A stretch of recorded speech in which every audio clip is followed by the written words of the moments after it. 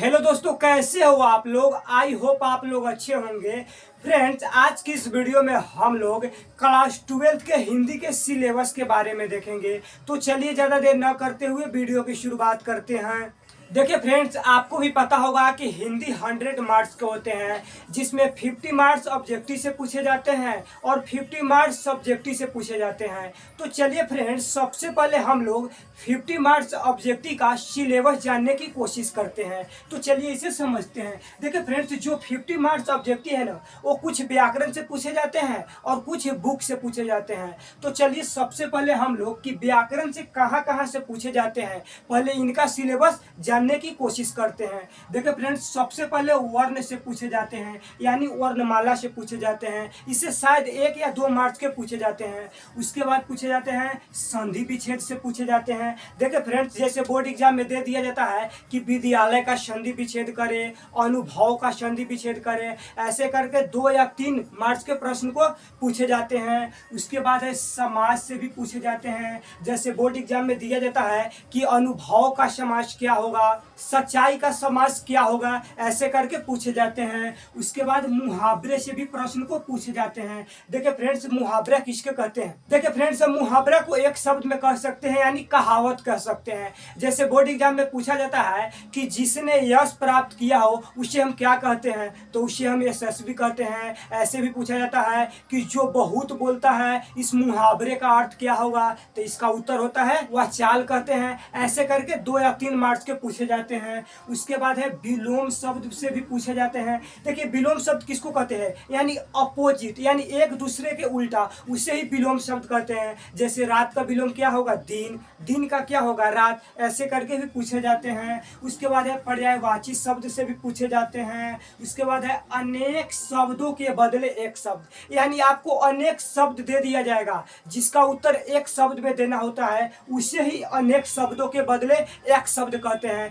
जैसे चलिए इसे भी हम एग्जाम्पल के माध्यम से समझते हैं। जैसे पूछा जाता है कि जो कम जानता है उसे क्या कहते हैं, तो अल्पज्ञेय कहते हैं। ऐसे करके ना बोर्ड एग्जाम में पूछे जाते हैं। उसके बाद विशेषण से भी प्रश्न को पूछा जाता है। पूछा जाता है कि भारत का विशेषण क्या होगा, तो भारतीय होगा। उसके बाद लिखा गया है लिंग से भी पूछा जाता है। लिंग किसको कहते हैं, जैसे स्त्रीलिंग कौन है, पुल्लिंग कौन है, ऐसे पहचानने के लिए बोर्ड एग्जाम में दिया जाता है, इससे भी पूछे जाते हैं। उसके बाद है उपसर्ग से पूछे जाते हैं, साथ ही प्रत्यय से भी पूछे जाते हैं। देखिए फ्रेंड्स, उपसर्ग किसे कहते हैं, जो किसी शब्द के पहले लगकर उनका अर्थ बदल दे उसे हम उपसर्ग कहते हैं, और जो किसी शब्द के अंत में लगकर उनका अर्थ बदल दे उसे हम प्रत्यय कहते हैं। चलिए फ्रेंड्स, हम इसे एग्जाम्पल के माध्यम से समझते हैं। जैसे दिया जाएगा प्रतिनिधि, इसको हम अलग अलग डिवाइड करेंगे तो हो जाएगा प्रति जोड़ निधि। तो देखिए फ्रेंड्स, यहाँ पे जो प्रति शब्द है ना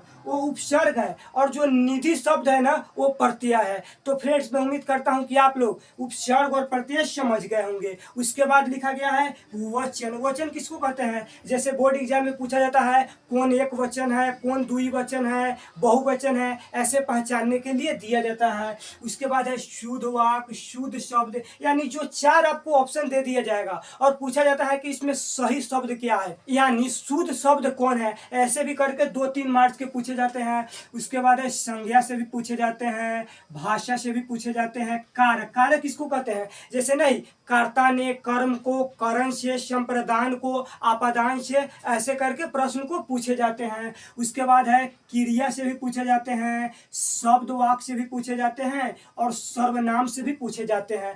तो फ्रेंड्स, मैं उम्मीद करता हूं कि आप लोग व्याकरण का सिलेबस अच्छे तरीके से समझ गए होंगे। अब चलिए फ्रेंड्स, ये जानते हैं कि जो बुक से प्रश्न को ऑब्जेक्टिव पूछे जाते हैं वो कहाँ कहाँ से पूछे जाते हैं, इसे भी समझने की कोशिश करते हैं। देखिए फ्रेंड्स, सबसे पहले गद्य खंड से पूछे जाते हैं। आपको भी पता होगा कि गद्य खंड में 13 चैप्टर है, इनसे भी ऑब्जेक्टिव को पूछे जाते हैं। उसके बाद सेकेंड में आपको काव्य खंड से पूछे जाते हैं। इसमें कितने चैप्टर है, तो इसमें 13 चैप्टर है, इनसे भी पूछे जाते हैं। उसके बाद है स्टोरी ऑफ हिंदी, यानी जो पुरानी हिंदी है ना, उनसे भी शायद 2 या 3 मार्क्स के प्रश्न को पूछे जाते हैं। इसमें कितने चैप्टर हैं, तो इसमें 3 चैप्टर है। देखिए फ्रेंड्स, हम आपको जानकारी के लिए बता देते हैं कि यदि आपके बोर्ड एग्जाम में 100 ऑब्जेक्टिव पूछे जाते हैं तो 60 ऑब्जेक्टिव व्याकरण से पूछे जाएंगे और 40 ऑब्जेक्टिव बुक से पूछे जाएंगे। यदि आपके बोर्ड एग्जाम में 60 ऑब्जेक्टिव पूछे जाते हैं तो 35 ऑब्जेक्टिव व्याकरण से पूछे जाएंगे और 25 ऑब्जेक्टिव बुक से पूछे जाएंगे। इसके अनुसार हम यह कह सकते हैं कि आपके जो बोर्ड एग्जाम में है ना, अधिकांश ऑब्जेक्टिव व्याकरण से पूछे जाते हैं। तो इसलिए आप लोग कोशिश कीजिएगा व्याकरण पर ज़्यादा ध्यान देने के लिए। तो फ्रेंड्स, मैं उम्मीद करता हूं कि आप लोग व्याकरण यानी जो 50 मार्क्स ऑब्जेक्टिव का सिलेबस समझ गए होंगे। अब चलिए जो सब्जेक्टिव का सिलेबस है इसे भी समझने की कोशिश करते हैं। देखिए फ्रेंड्स, आपको ही पता होगा कि सब्जेक्टिव भी 50 मार्क्स के पूछे जाते हैं। तो सबसे पहले आपका निबंध पूछा जाता है। वो कितने मार्क्स के पूछे जाते हैं? तो ये आपके 8 मार्क्स के पूछे जाते हैं। देखिए फ्रेंड्स, हम आपको बता देते हैं कि आपको बोर्ड एग्जाम में 6 निबंध लिखने के लिए दे दिया जाएगा, जिसमें आपको किसी एक पर लिखना होता है निबंध। वो कितने मार्क्स के होते हैं? तो 8 मार्क्स के होते हैं। अर्थात आपको 6 प्रश्न को दे दिया जाएगा निबंध लिखने के लिए, जिसमें आपको किसी एक का देना है। तो 8 गुने 1 कितना हो गए? तो 8 मार्क्स। अर्थात निबंध कितने मार्क्स के पूछे जाते हैं? तो 8 मार्क्स के पूछे जाते हैं। उसके बाद सेकेंड में दिया जाएगा सप्रसंग व्याख्या करे। ये कितने मार्क्स के पूछे जाते हैं? तो ये भी 8 मार्क्स के पूछे जाते हैं। देखिए फ्रेंड्स, व्याख्या कहाँ से पूछे जाते हैं? तो ये बुक से पूछे जाते हैं। आपको बुक्स के किसी भी लाइन को उठाकर दे दिया जाता है और पूछा जाता है कि उनका व्याख्या करे, यानी उनके बारे में लिखना होता है। हम आपको बता देते हैं, ऐसे करके आपको बोर्ड एग्जाम में 4 प्रश्न को पूछे जाते हैं, जिसमें आपको किसी 2 का उत्तर देना होता है, जो प्रत्येक 4 मार्क्स के होते हैं। तो यानी 4 गुने 2 कितना होता है? 8 मार्क्स। अर्थात व्याख्या करना कितने मार्क्स के हो गए? 8 मार्क्स के हो गए। उसके बाद आपको देगा आवेदन पत्र लिखने के लिए। ये कितने मार्क्स के पूछे जाते हैं? तो ये 5 मार्क्स के पूछे जाते हैं। जैसे दे देगा अपने पिता के पास एक आवेदन पत्र लिखे, चाहे दे देगा अपने प्रधानाचार्य के पास एक आवेदन पत्र लिखे। ऐसे करके आपको बोर्ड एग्जाम में 2 आवेदन पत्र लिखने के लिए दिया जाएगा, जिसमें आपको किसी एक पर निबंध लिखना होता है, ठीक है, जो आपको 5 मार्क्स के होते हैं। अर्थात आवेदन पत्र कितने मार्क्स के हो गए? 5 मार्क्स के हो गए। उसके बाद आपको दे दिया जाएगा लघु उत्तरीय प्रश्न, यानी जिसको हम शॉर्ट क्वेश्चन आंसर कहते हैं। ये कहाँ से पूछे जाएंगे? तो ये बुक से पूछे जाएंगे।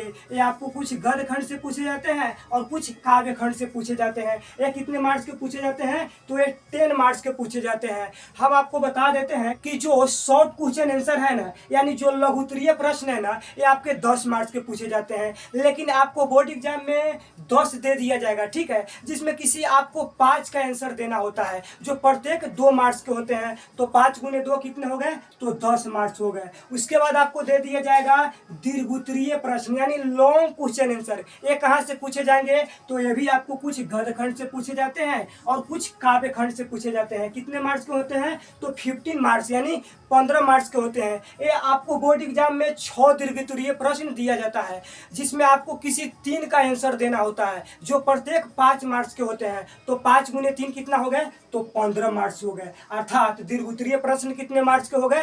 तो 15 मार्क्स के पूछे जाते हैं। उसके बाद आपको संक्षेपण करने के लिए दिया जाएगा। ये कितने मार्क्स के होते हैं? तो ये 4 मार्क्स के होते हैं। देखिए संक्षेपण किसको कहते हैं? जैसे आपको किसी का जीवनी दे दिया जाएगा और उसे यानी छोटा करके लिखना होता है, उसे ही संक्षेपण करते हैं। देखिए हम आपको बता देते हैं कि आपको बोर्ड एग्जाम में संक्षेपण करना 2 दिया जाएगा, ठीक है, जिसमें आपको किसी एक का करना होता है, जो प्रत्येक 4 मार्क्स के होते हैं। तो फ्रेंड्स, मैं आशा करते हैं कि आप लोग ऑब्जेक्टिव 50 मार्क्स का सिलेबस और सब्जेक्टिव 50 मार्क्स का सिलेबस, यानी हिंदी 100 मार्क्स का सिलेबस अच्छे तरीके से समझ गए होंगे। यदि समझ गए होंगे तो वीडियो को लाइक करके दोस्तों को साथ शेयर करना ना भूलें। तब तक के लिए जय हिंद।